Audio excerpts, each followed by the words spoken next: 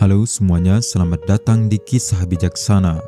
Kali ini kita akan menceritakan sebuah kisah yang mengandung banyak sekali pelajaran hidup.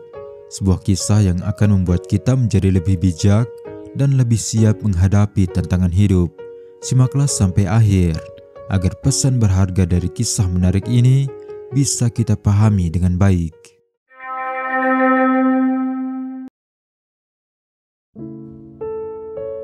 Suatu ketika di sebuah hutan lebat yang sunyi, di mana para hewan berbagi tempat tinggal dan makanan. Dan di sana, salah satunya hiduplah seekor serigala yang sangat malas. Ia tinggal di sebuah gua kecil yang tak jauh dari sebuah kolam alami jernih yang menjadi tempat minum banyak hewan. Setiap hari, si serigala hanya berbaring sambil bermimpi mendapatkan makanan tanpa perlu bersusah payah berburu.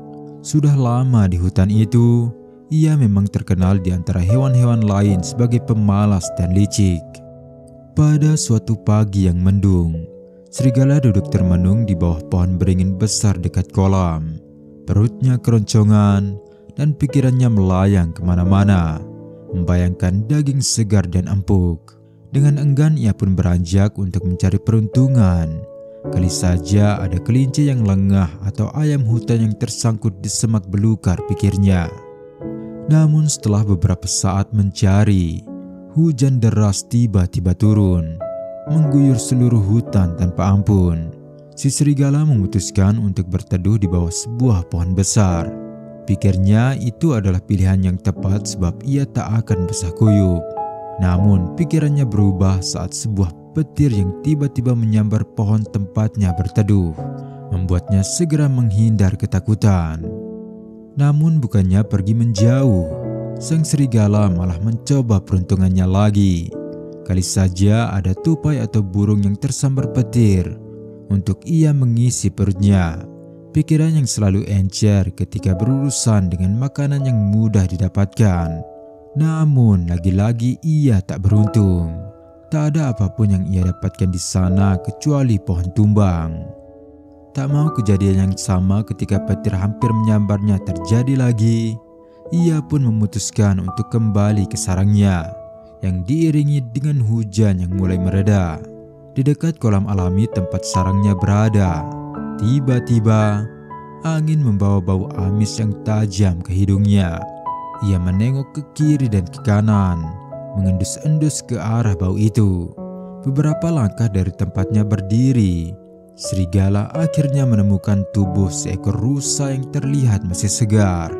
Ia telah mati dengan luka di tubuhnya, mungkin akibat serangan hewan pemburu lainnya. Mata sang serigala berbinar-binar. Ah, ini benar-benar sebuah keberuntungan. Aku tak perlu bersusah payah berburu, serunya. Air liurnya menetes, membayangkan betapa kenyangnya ia hari ini. Namun sebelum ia mulai melahap daging itu, muncullah rasa khawatir di hatinya. Kalau saja hewan yang menyerang rusa ini akhirnya menemukan rusa ini mati di sini, maka ia pasti ingin berbagi. Tidak, aku harus segera menghabiskannya sendiri sebelum ada yang datang. Tanpa berpikir panjang, ia mulai melahap rusa itu dengan lahap. Ia mengunyah cepat, bunyi daging yang empuk dan tulang yang keras menyatu tanpa jeda. Tak peduli potongan daging maupun tulang, semuanya dilahap dengan rakus. Namun dalam keserakahannya, potongan tulang tajam terselip dan tersangkut di tenggorokannya. Seketika ia terbatuk-batuk hebat. Rangsang serigala sambil memukul-mukul lehernya dengan kaki depannya. Ia mencoba memuntahkan potongan tulang itu, namun gagal. Ia mencoba menelannya, tak juga berhasil. Sang serigala mulai panik, nafasnya sesak, suaranya serak, dan matanya memerah karena menahan rasa sakit. Dan setiap gerakan yang ia lakukan membuat rasa sakitnya semakin parah. Di tengah kepanikan itu, ia teringat pada seekor bangau yang tinggal di tepi sungai tak jauh dari kolam. Bangau itu dikenal bijak dan memiliki paruh yang panjang dan kuat. Mungkin cukup panjang untuk mencapai tulang yang tersangkut di tenggorokannya. Dengan napas terengah dan langkah tergesa, si serigala menuju tepian sungai. Di sana ia melihat sang bangau sedang berdiri di tepi air, menatap pantulan dirinya sendiri. "Bangau, bangau sahabatku," panggil serigala dengan suara serak. Bangau menoleh dan melihat kondisi serigala yang mengenaskan. "Apa yang terjadi padamu, wahai serigala?" tanya si bangau. "Aku makan terlalu cepat dan sepotong tulang tersangkut di tenggorokanku. Tolong bantu aku, keluarkan tulang ini dengan paruhmu. Aku berjanji akan memberimu hadiah besar setelah ini," kata serigala memelas. Bangau menatap serigala dengan ragu. Ia tahu reputasi serigala ini. Licik, tak tahu terima kasih. Tapi melihat penderitaan serigala yang tampak nyata, hati si bangau pun luluh. Ia adalah hewan berhati baik dan tidak tega melihat makhluk lain derita. "Baiklah, tapi jangan bergerak. Bukalah mulutmu lebar-lebar," kata bangau akhirnya. Serigala pun membuka mulutnya. Bangau dengan hati-hati memasukkan paruh panjangnya ke dalam mulut serigala itu, menyusuri tenggorokan yang gelap dan sempit. Ia meraba-raba dengan ujung paruhnya hingga akhirnya ia berhasil menjepit tulang yang tersangkut di tenggorokan serigala, lalu menariknya keluar perlahan. Begitu potongan tulang itu keluar, serigala langsung menarik napas lega. Terima kasih bangau.